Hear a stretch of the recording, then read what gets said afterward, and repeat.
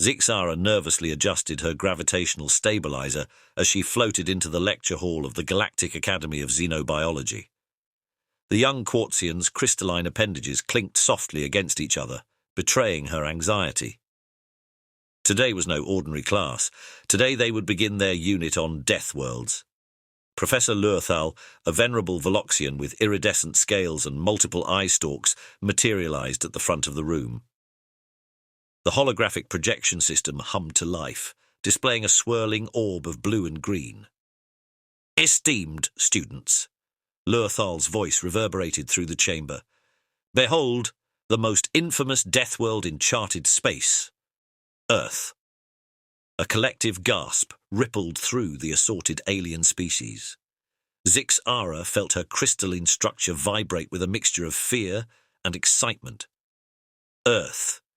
The very name sent shivers through her silicon-based nervous system. "This Class 12 Deathworld," Professor Lurthal continued, "is home to a species so resilient, so adaptable, that they have not only survived, but thrived in conditions that would annihilate most sentient life forms. I speak, of course, of humans." The hologram shifted, displaying a bipedal creature with exposed skin and only 2 eyes. Zixara marveled at its apparent fragility. How could such a being survive on a death world? "Observe," Lurthal said, manipulating the hologram. "Humans possess no natural armor, no redundant organs and laughably limited sensory capabilities. And yet..." The image changed, showing humans in various environments, scaling sheer cliff faces, diving into turbulent oceans, and even launching themselves off the planet in primitive rocket ships. "They persist," Lurthal concluded. "Their adaptability is unparalleled. Where most species would perish, humans see challenge and opportunity." Zixara absorbed the information, her silicon mind racing. The textbooks painted humans as mythical creatures, part warrior, part force of nature. They were said to battle gravity itself on a daily basis, to consume chemicals that would be toxic to most life forms, and to endure temperature ranges that seemed impossible. As the lecture continued, Zixara found herself both terrified and fascinated by these deathworlders. The stories seemed too incredible to be true. Tales of humans surviving catastrophic injuries, of their bodies knitting themselves back together, of their ability to alter their very environment to suit their needs. "Remember," Professor Lurthal cautioned as the class ended, "while humans are now valued members of the galactic community, they are still deathworlders. Approach with caution, respect, and above all, an open mind." Zixara left the lecture hall in a daze, her mind swirling with images of raging storms, precarious cliffs, and humans conquering it all. She was so lost in thought that she didn't notice the soft-looking creature rounding the corner until they collided. "Oops, sorry about that," a melodious voice said. "Are you okay?" Zixara's sensory crystals vibrated in shock as she realized who, or rather what, she was facing. The being before her matched the holograms perfectly: 2 arms, 2 legs, soft pink skin, and a mop of keratin fibers on top of its head. You're a human," Zixara stammered, her universal translator struggling to convey her awe. The human's face contorted in what Zixara would later learn was a smile. "Guilty as charged," it said. "I'm Sarah, exchange student from Earth, and you are..." "Zixara," she managed to reply, still in shock. We just had a lecture about your species. About Earth." Sarah's eyes lit up with interest. "Oh, really? What did they teach you?" Zixara hesitated, suddenly unsure. The being before her seemed so... normal. Friendly, even. Not at all like the battle-hardened warriors she had imagined. "They said Earth is a death world," Zixara finally said. "That humans are incredibly resilient and adaptable. That you can survive things that would kill most species." Sarah chuckled, a sound that sent pleasant vibrations through Zixara's crystalline form. "Well, I suppose that's true in a way. But it's not like we're constantly fighting for survival. Most of us live pretty comfortable lives. Zixara's curiosity overwhelmed her caution. But what about the extreme temperatures? The high gravity? The toxic atmosphere? Toxic atmosphere, Sarah repeated, looking puzzled. Oh, you must mean the oxygen. Yeah, I guess that would be pretty nasty for some species. As for the rest, I don't know, it's just home to us. We've adapted. As they continued to talk, Zixara found her fear giving way to fascination. Sarah told her about Earth's diverse ecosystems, about human cities and technology, about art and music and culture. It was a far cry from the harsh, unforgiving world Zixara had imagined. Would you like to see some pictures? Sarah offered, pulling out a small device. I've got tons from back home. Zixara eagerly agreed, and soon they were huddled over Sarah's smartphone, a term that seemed woefully inadequate for such a device. The images flashed by, lush forests, sprawling cities, serene beaches, and snow-capped mountains. This is Earth? Zixara asked in disbelief. But it's beautiful. Sarah nodded, her eyes taking on a faraway look. It really is. Don't get me wrong, it can be dangerous too. We have earthquakes, hurricanes, volcanoes, but that's just part of what makes it home. As they continued to talk, more alien students gathered around, drawn by the unprecedented sight of a human in their midst. Sarah patiently answered their questions, her good humour never wavering even in the face of some rather personal inquiries about human biology. Zixara found herself re-evaluating everything she thought she knew about humans. Yes, they were tough and adaptable. Sarah's casual mention of broken bones and walk-it-off attitudes confirmed that. But they were also kind, curious, and far more complex than any textbook could convey. In the days that followed, Zixara and Sarah became fast friends.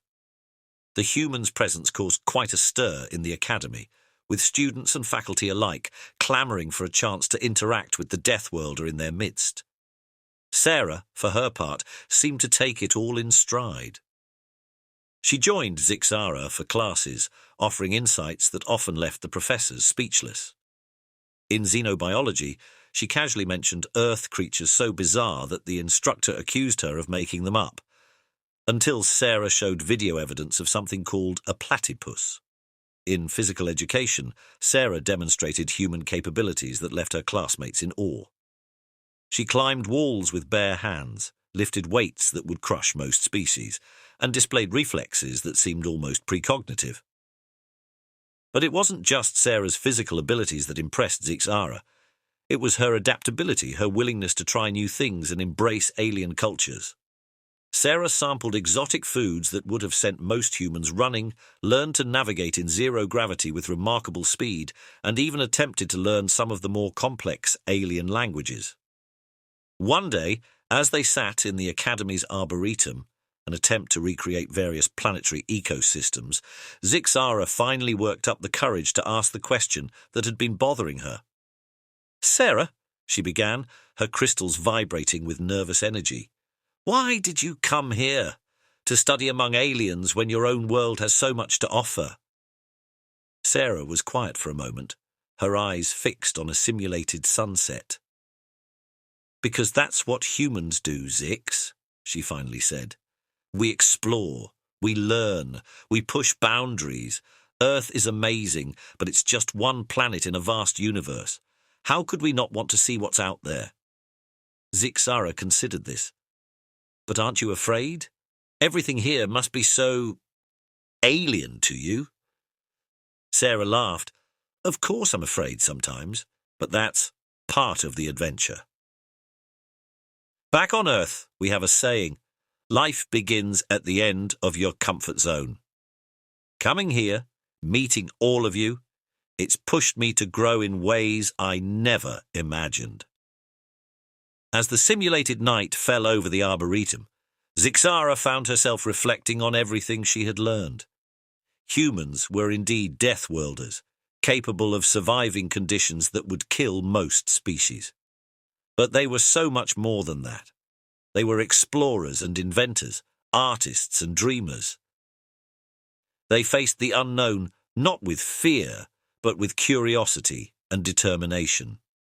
And perhaps most importantly, they had an incredible capacity for empathy and understanding, even for species utterly unlike themselves. In the weeks that followed, Zixara noticed a change in the way her fellow students talked about Earth and humans. The term deathworlder was still used, but now it carried a tone of respect rather than fear. Sarah's presence had humanized the myths, turning legendary creatures into real, relatable beings. Professor Luethal even invited Sarah to give a guest lecture on human culture and history. The auditorium was packed, with students hanging on Sarah's every word as she spoke of Earth's triumphs and tragedies, its art and music, its dreams of the stars. Yes, Earth can be dangerous, Sarah concluded, but it's also beautiful and full of wonders. And if there's one thing humans have learned from our death world, it's this: life finds a way, not just to survive, but to thrive. As the academic year drew to a close, Zixara found herself dreading Sarah's departure. The human had become far more than just a fascinating specimen of a deathworld species. She was a true friend. "You know," Sarah said on their last day together, "there's a student exchange program to Earth. If you're interested." Zixara felt a thrill of excitement mixed with terror. Visit Earth? The very idea would have seemed ludicrous just a few months ago.